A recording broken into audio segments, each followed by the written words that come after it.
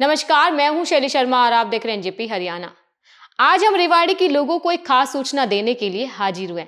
हम ये कहने आए हैं कि 18 मार्च से 23 मार्च तक अपने अपने घरों में मेहमानों के ठहराने का इंतजाम कर लीजिए। हम ऐसा इसलिए कह रहे हैं क्योंकि 19 मार्च से 23 मार्च तक रेवाड़ी शहर की आबादी दोगुनी से भी अधिक होने वाली है। अल्पकाल के लिए अचानक बढ़ने वाली इस आबादी में उन लोगों के भी पहुंचने की संभावना है जिन्हें आप अपना नियर और डियर मानते हैं।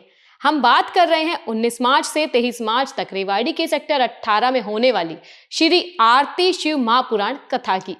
आप अपनी स्क्रीन पर इस महाआयोजन की तैयारियों को देखते रहिए और हमारी बात सुनते रहिए। पंडित प्रदीप मिश्रा के सानिध्य में 18 मार्च को कलश यात्रा के साथ इस खास कथा का आयोजन होने जा रहा है। पंडित प्रदीप मिश्रा को सुनने और देखने का चार्म इतना है कि 35 एकड़ में बन रहे पंडाल के भी छोटा पड़ने की बात कही जा रही है। हम यहाँ उनके विचारों से सहमति और असहमति की बात नहीं कर रहे हैं, बल्कि सिर्फ इतना बता रहे हैं कि लाखों लोग 5-6 दिन तक उन्हें सुनने और देखने पहुंचेंगे। अब हम आपको ये बताते हैं कि हमने इस आयोजन को खास किस लिए कहा। प्रदीप मिश्रा की कथाएं तो लंबे समय से चली आ रही है, लेकिन इस कथा को विशेष रूप से नाम दिया गया है श्री आरती शिव महापुराण कथा। यह नाम ही खास है, यह नाम ही चर्चा में है। पूरे शहर में चर्चा केवल आरती की ही हो रही है, कहीं आरती कथा की तो कहीं पर केंद्रीय मंत्री राव इंद्रजीत सिंह की बेटी आरती राव की।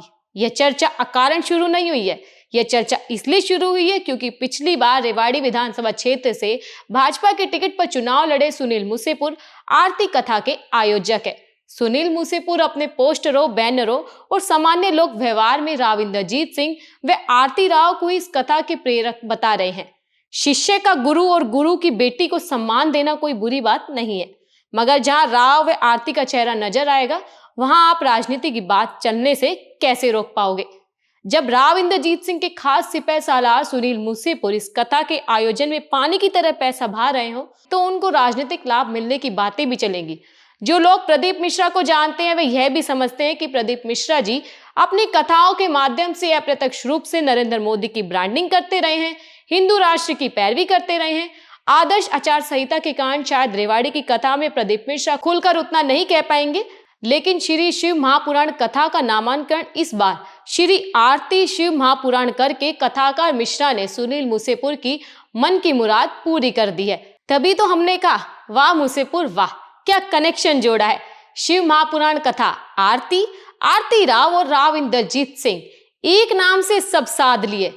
श्री आरती नामकरण के साथ ठीक वैसा ही संदेश गया जैसे आपकी तीर्थ यात्रा का नाम आपने आरती यात्रा लिखा हुआ है।